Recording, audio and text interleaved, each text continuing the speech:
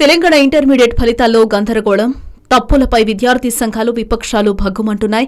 సోమవారం ఉదయం ఏబీవీపీ కార్యకర్తలు ఇంటర్ బోర్డు కార్యాలయాన్ని ముట్టడించేందుకు ప్రయత్నించారు. కార్యాలయం లోపలికి వెళ్లేందుకు ప్రయత్నించడంతో పోలీసులు అడ్డుకుని అరెస్టు చేశారు. ఏబీవీపీ ఆందోళనకు విద్యార్థులు, తల్లిదండ్రులు కూడా మద్దతు తెలిపారు. ఇటు తెలంగాణ కాంగ్రెస్ వర్కింగ్ ప్రెసిడెంట్ రేవంత్ రెడ్డి కూడా ఇంటర్ బోర్డు ముందు మెరుపు ధర్నాకు దిగారు.